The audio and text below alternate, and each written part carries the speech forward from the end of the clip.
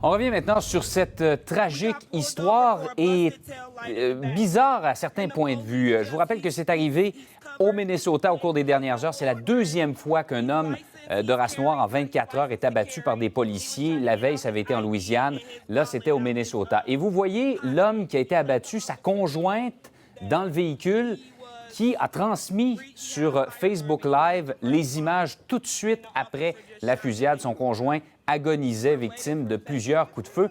On a voulu s'arrêter un peu là-dessus cet après-midi. Il y a évidemment le point de vue là, des relations de la communauté noire avec la police, mais ce point de vue particulier, alors que vous voyez le policier en état de panique qui arrive à la fenêtre du véhicule, qui vient d'abattre l'homme en question.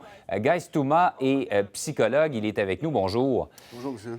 Comment on peut s'expliquer, on va s'entendre là, tous, c'est pas le premier réflexe qu'on pense à avoir quand notre conjoint vient de se faire abattre sous nos yeux que de filmer ça et d'envoyer ça en direct. Effectivement, on peut trouver ça peut-être bizarre vu de l'extérieur, mais pensons un peu à l'histoire africo-américaine, afro-américaine et tout ce qui s'est tramé dans les derniers mois et dernières années. Entre autres, ce qu'il y a eu à Baltimore, ce qu'il y a eu à Ferguson, les émeutes et tout ça. On parle ici de quelque chose de très central dans l'identité américaine, l'identité des Afro-Américains.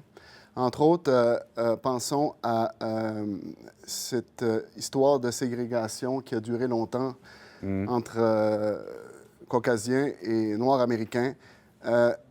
Ça touche à quelque chose de très essentiel. Ça touche vraiment au fondement de l'inconscient collectif des Noirs américains.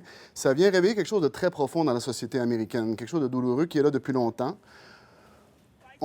Donc, le réflexe de ces gens-là, ce serait, comme par sentiment de protection, de filmer ça, quoi? De protection, de dénonciation, de vouloir rendre justice, de vouloir mettre la lumière sur quelque chose qui, on le sait, dans le passé, a été critiqué. Il y a eu des interventions qui ont fait l'usage de force et puis qui ont mené à la mort de jeunes Afro-Américains. Alors, c'est clair que c'est pas quelque chose qui ne résonne pas chez ces communautés-là, chez ces familles-là. Alors, c'est un moyen puissant, les médias sociaux, Twitter, Facebook, entre autres, pour pouvoir mettre en évidence la vidéo de ce qui s'est produit. Mais est-ce qu'il est possible simplement que l'état de choc produit par le fait de voir son conjoint se faire abattre sous ses yeux provoque une sorte de déconnexion? C'est tellement gros que ça paraît irréel et le premier réflexe qu'on a, c'est pas de venir en aide à la personne, c'est de diffuser ça. Oui, clairement. Et à travers cette diffusion-là, il y a le choc psychologique. Il y a un désir de donner un sens acceptable à ce qui se produit, un sens symbolique, puisque la mort, la personne décède, c'est un grand drame, bien entendu. On peut attribuer ça au choc, mais aussi, au-delà du choc, il y a quelque chose d'un choc de type symbolique. C'est un choc qui transcende les générations, qui transcende les villes d'Amérique et qui devient une onde de choc dans ce sens-là, très, très puissante. Il faut aussi penser à la notion de médias sociaux comme étant une façon de trouver des explications, demander des explications à l'appareil, à l'administration de l'ordre public.